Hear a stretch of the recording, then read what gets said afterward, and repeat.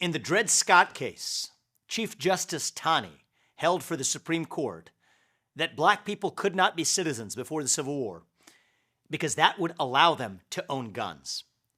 After the Civil War, the first anti-gun laws, gun control laws that were passed in this country, were actually passed to stop black people from owning guns.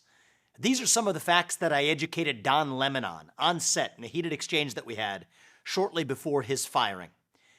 So shortly after that exchange, Joy Reid, an MSNBC host, has Ro Khanna, a Democratic politician who happens to be an Indian American, as a stand-in for the Indian American view, criticizing me for supposedly stating falsehoods. Actually, everything I stated is factually true based on U.S. history, but criticizing at length my supposed falsehoods, and then has Ro Khanna effectively licking her feet, which is exactly what she wanted on air, talking about how Indian Americans owe black Americans a debt of gratitude.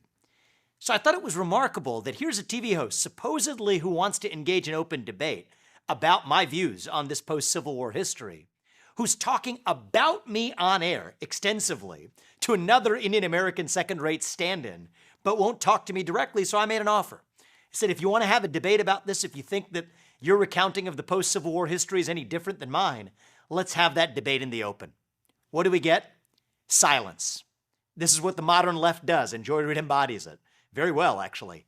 Cower in fear and hide. Talk a big game when you're talking to your own community, when you're talking to the people who agree with you, but cower in fear when it comes to actually confronting the other side in open debate. Now, more recently, she was spouting off about affirmative action after the Supreme Court came down with its ruling, saying that she would not have gotten into Harvard without affirmative action.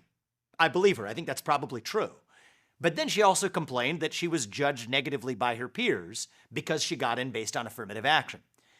I actually said that that's wrong. It's wrong to black Americans, it's wrong to Asian Americans or white Americans who are discriminated against, but it's even unfair to black Americans, many of whom I went to school with, who would have got in meritocratically anyway. It's unfair that they're judged that way. So I said so, and then Joy Reid again, classic pattern, talking about me instead of to me, says that, oh, Vivek Ramaswamy also wouldn't have gotten into Harvard but for affirmative action. That is a lie, and it reflects a shocking combination of gall and ignorance, failing to pay attention to the fact that that case argued in front of the Supreme Court was brought on behalf of Asian Americans, that includes Indian Americans, who are systematically discriminated against, penalized by affirmative action, which rewards black and Hispanic Americans. So that combination of ignorance but self-confidence embodies the modern left. And the sad part of it is, folks like Joy Reid, again, they have utter, total, apparent comfort with spewing falsehoods and doing it to only the silos and the echo chambers that agree with them. Totally comfortable to talk about me at length and all the reasons why I'm supposedly wrong, when in fact I'm grounded in fact. But what I say is, okay, if I believe in my views and you believe in yours, I'm open to having it out in the open. That's where I talk to Chuck Todd or Don Lemon, go on the Breakfast Club. I show up and believe in open dialogue and debate. That's how we get to truth. It's a shame to see that some of the leading commentators for the modern left, when push comes to shove, really just go back into their caves to hide from the truth, wallowing in their own fear.